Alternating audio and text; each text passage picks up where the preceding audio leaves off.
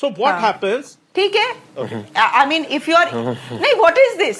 आप अगर illegally कहीं जाएंगे and you are being deported back, what is the problem in that? Where is the humanitarian crisis? Yes, I agree that for Rohingyas they have nowhere to go, and Bangladesh says these are not our citizens. But you know, if India is saying that we are going to accept 18,000 Indians back into our soil because they illegally entered America, how is it opening a Pandora's box? From one country. Do you want to come in here? From one country. Thank you so much. Thank you so much. Thank you. Mr. Bhattacharya, please, may I? Mr. Please, Bhattacharya, thank you. Thank you so much, Shreya, for having me on the show. And this is perhaps the reason why those who oppose the BJP always find themselves in knots.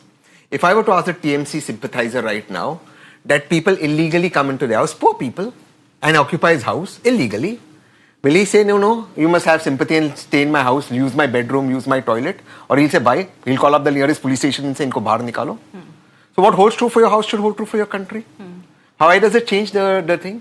Now you see, what Trump did with Colombia and Petro is exactly what India needs to do with this NGO that's running Bangladesh. This NGO wala na, Jhola wala who's running Bangladesh, exactly that.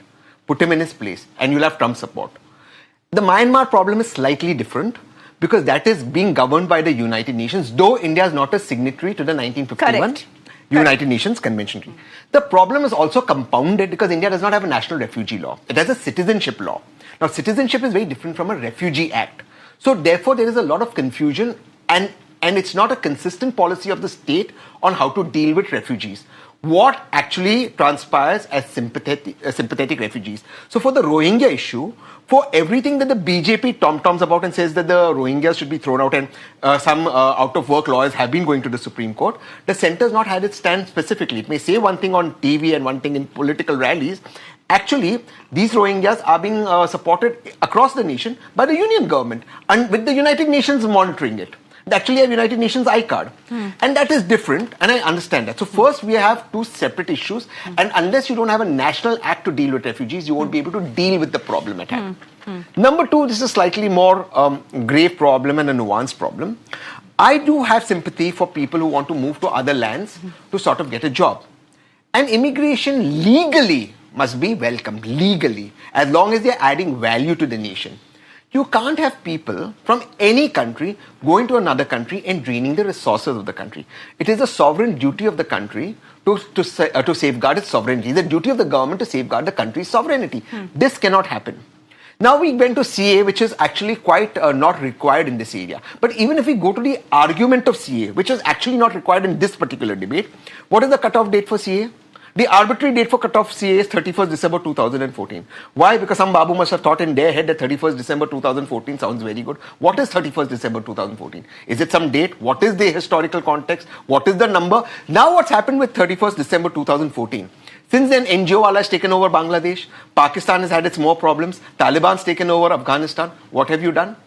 It's actually gone worse because everyone beyond 31st December 2014 do not qualify under CA. So the government again does not have a policy even with regards to CA and for those who are suffering.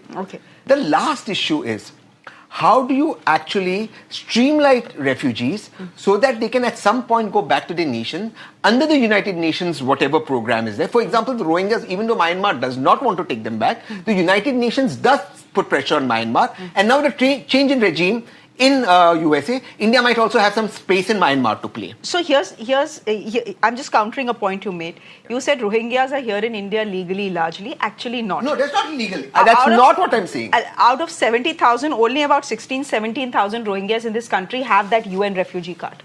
I'm not saying that they are at any given point of time legally there. I am saying if the government knows 70,000 refugees are in India, 40,000 of these have come after 2015 as admitted by Kiran Rijiju in Parliament. 16,000 of them are the ones who've come prior and they have the card.